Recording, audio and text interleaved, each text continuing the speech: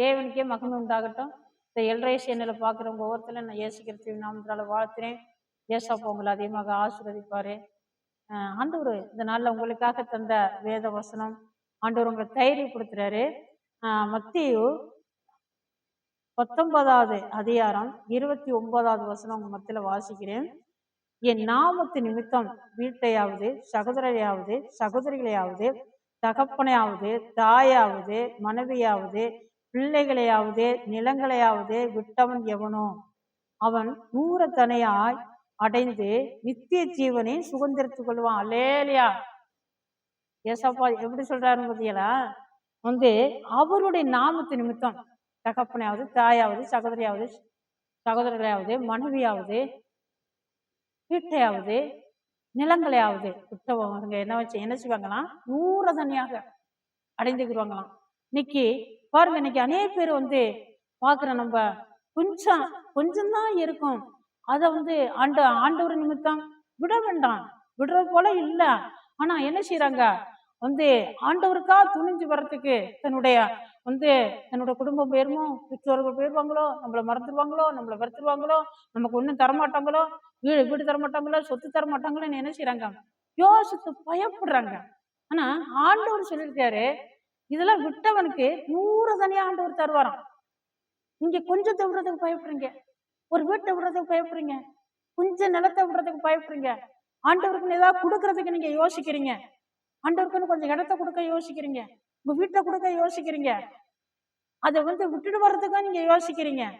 ஆண்டவருக்காக செய்யறவங்க, ஆண்டவருக்காக விடுறவர்களே ஆண்டவர் கைவிடவே மாட்டாரு. ஏன்னு சொன்னா அவர் ஐஸ்வர்ய சம்பனராக இருக்கிறாராம். அவர்கிட்ட இல்லாத ஒன்றுமே இல்லை, அவரால் கூடாது ஒன்றுமே இல்லை. அவர் நிமித்தம் விட்டவர்கள் மேல ஆண்டவர் அவ்வளவு அன்புள்ளவராக இருக்கிறாரு. அவர்கள் நேசிக்கிறாரு. அவர்களுக்கு 100 தனியாக ஆண்டவர் கொடுக்கிறாராம். ஏசப்பா எப்படி நல்லவர் பத்தியலா, எப்படி உண்மையா செய்யறாரு பத்தியலா.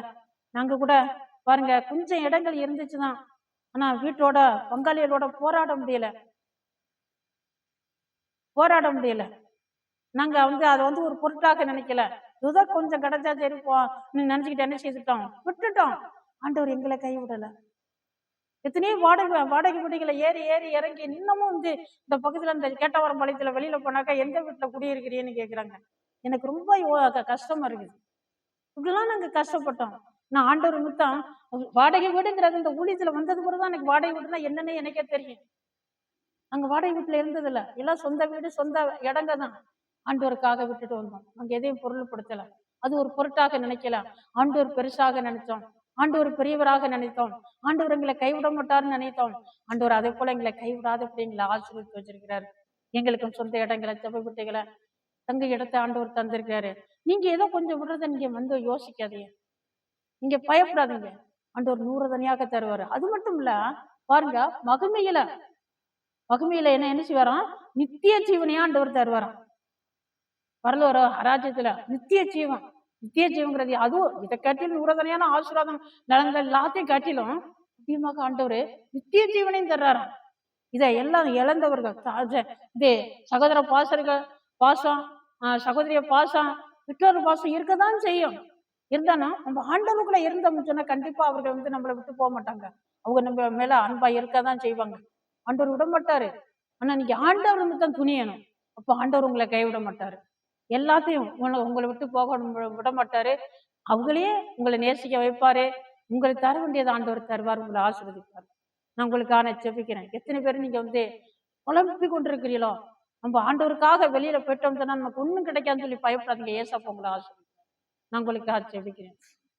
பரிசுத்தம் நல்ல பிதாவே தோத்து நன்றி ஏசப்பா. ஆண்டவரே, இந்த வேத வசனத்தை கேட்ட இந்த பிள்ளைகளை ஒவ்வொருத்தரையும் தனித்தனியா பேர் பிராத்து விட்டு ஆசீர்வதிங்க. ஆண்டவரே தோத்திரம் தகப்பனே தோத்திரம் இந்த பிள்ளைகளை ஆசீர்வதிங்க ஏசப்பா.